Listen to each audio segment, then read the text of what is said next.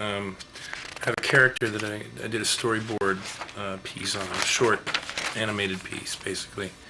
It was a hot dog salesman, kind of an everyman, and sort of like the logo for his hot dog company he sells for.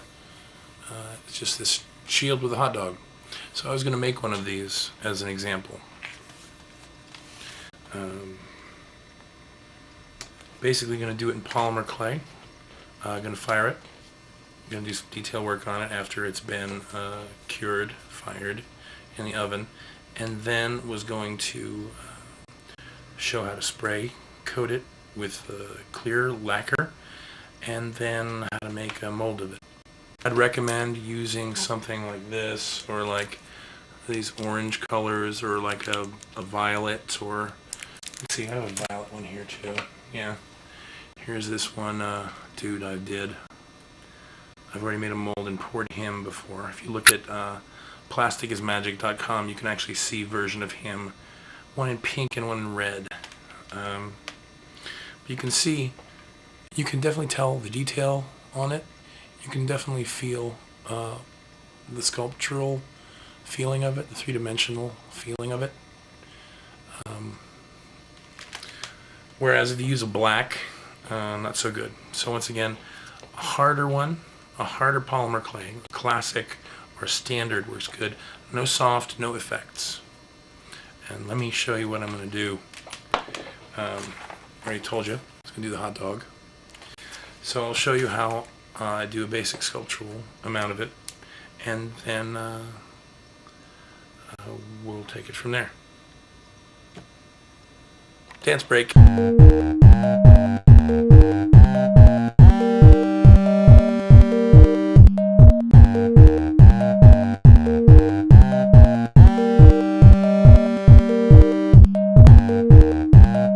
Opened. Here we have the Fimo closed. You can see, sort of see in here, it's broken down into 1/8 size bars. So you can see that the Primo is in quarters. So usually I like to start with a quarter and condition it, basically by squeezing it and kneading it into about the same consistency. Occasionally you get chalky parts that aren't so good for you to play with. Now, I'm thinking for this hot dog amulet, I'm going to need a little more than that. So maybe I'm going to have to break off another one of these things. And I'm going to, likewise, condition these by mashing them together.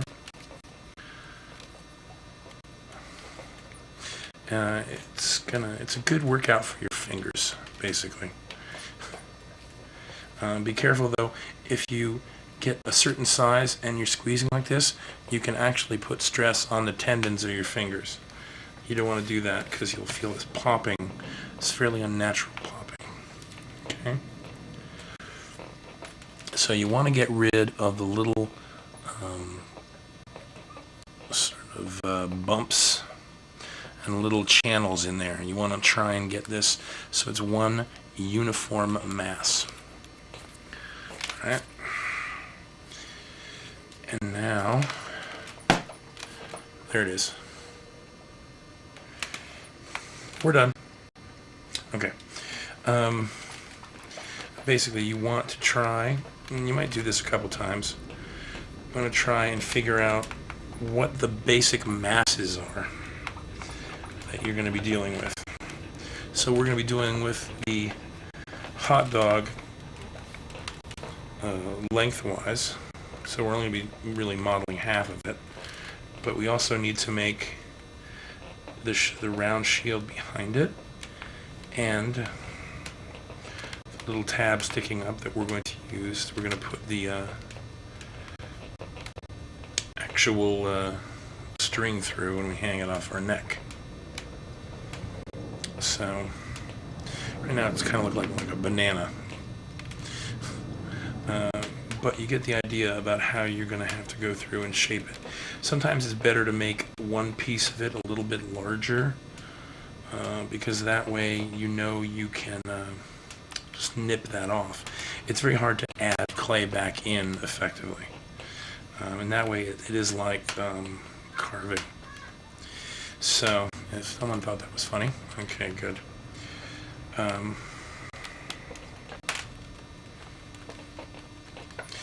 Now, oftentimes you'll draw something like this hot dog, and it won't really, it'll look more like a Vienna sausage. And you'll sculpt it better to start with. So, I'm starting to get the general shape. And what I want to do is use my fingers for as long as I can to try and get the general shape down. Along the way, you're going to discover, what, say, the shape work best to get, all these pieces together, top and bottom, front to back. Your clay also might get a little dirty because your finger oils, you might have something on the table that you're pushing against. But we're sort of getting a general shape together. I'm going to turn the camera off for a dance break, and when we come back, I'm going to use the tools a little bit to get a little more detail, and I'll show you how they're used generally. But have a good dance break. I'll talk to you soon.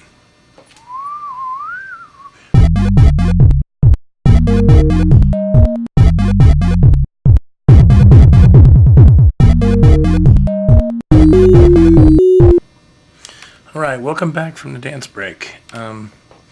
What I have here is the Primo, and I have been using this blade, basically, which is blunted. It's not terribly sharp, but it goes down to a thin edge. I've been using it to press down certain points and leave others standing up pretty well. So in this way you can get these really great concave shapes, or these really great edges into the object. So when you actually cast this thing, it will definitely look like you have more of a sausage, and not, some sort of strange, otherworldly, worm-like thing. So there we go. So you can see how it benefits you to use a tool like this versus just trying to use your fingers at times. So once again, though, you want to figure out where your detail is going to go and start moving the clay in a way where you have enough to work with to get the detail you want. Like in this design, I don't know if you can see it too well, I have a little edge going here, like almost a bezel going around. So, I can just easily make a simple little pressing motion here and start getting the shape I want without really having to cut into it too deeply. And duplicate it up here as if it's continuing on, as if the hot dog were just laid down on the medallion itself and not molded from it. So you can see now it looks a little bit more like a like a crest, like a medallion you'd see on marching band hat, Shako hat, or my character on his hot dog vending hat. So I'm going to fiddle with this a little more, and when I get a little more detail I'll show it to you, and I'll maybe use another tool that'll get me even finer detail.